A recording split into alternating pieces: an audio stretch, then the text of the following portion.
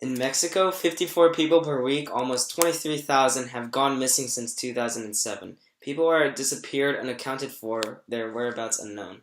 In fact, on the night of September 26, students from a teachers' college went to the city of Iguala to protest discriminatory hiring by the government. A few hours after arriving in the city, dozens of police officers and people dressed in black shot and killed 6 people, wounded more than 20, and then rounded up 43 students in a series of attacks that lasted more than 3 hours. The peculiar thing about during those 3 hours is that the army or government did not interfere with the abduction. Why did no one bother to engage with those gangs and police and save the students? The reason is that government officials are being paid by the nearby drug cartels of Mexico. These disappearances are in gross violation of at least 2 articles in the Universal Declaration of Human Rights. Article 3, for example, stipulates that everyone has the right to life, liberty, and security of person. Article 5 asserts that no one shall be subjected to torture or to cruel, inhuman, or degrading treatment or punishment. And Article 1 proclaims that all human beings are born free and equal in dignity and rights. Clearly, these rights are not universally enjoyed in Mexico.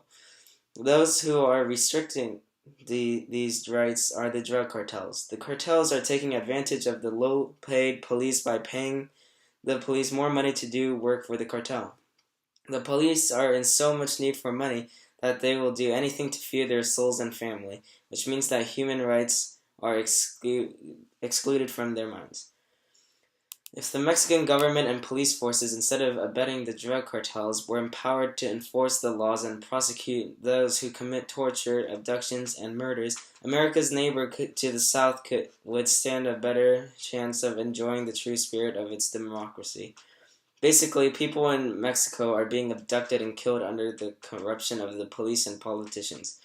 If there were no such thing as corruption, those citizens could live peacefully without the disturbance of the untrustworthy police.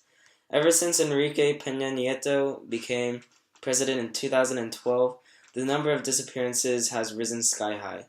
4,514 in 2013 and 5,098 in 2014. These are the highest numbers of disappearances in the past decade. Many have charged that Peña Nieto himself is corrupt. This president has recently bought lots of land and built mansions worth millions of dollars. How is he able to pay for the land and construction with his mediocre government paycheck? The answer is corruption. The root of corruption is that there aren't enough taxes that people have to pay. With low taxes, that means that the government is poor and lacking in assets. This leads to low salaries for politicians. These politicians need money to feed their families. Seeing the mass wealth of the nearby drug cartels, they go out and work for them to earn more money.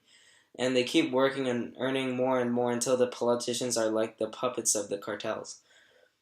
The best way to solve this problem of corruption is to take advantage of the moment. Since the 43 students disappeared, thousands of citizens have taken to the streets demanding justice and reform. Activists in Mexico should follow the lead of Egyptian demonstrators in the Arab Spring of 2011, who harnessed the power of social media to broadcast their demands to the world. There is no hope in using the traditional media such as the newspaper, television, and radio because they are all controlled by the government. By utilizing social media, activists could educate people around the world to spread awareness of Mexico's corrupt government.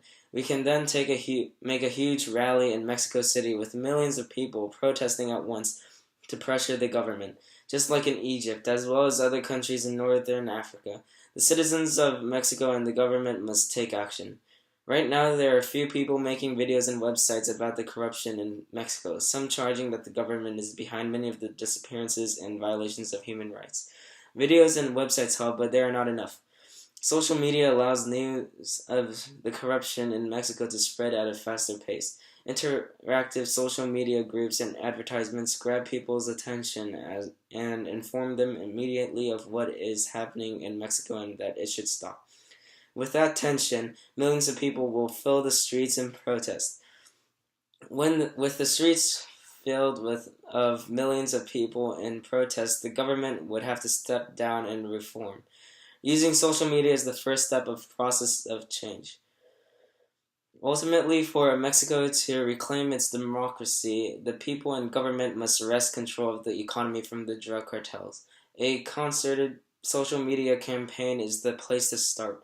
Eventually, a new generation will grow up without the rule of the drug cartels and their puppets, the police. And the citizens of Mexico will sleep peacefully at night, dreaming of a new future where their democracy can finally mature.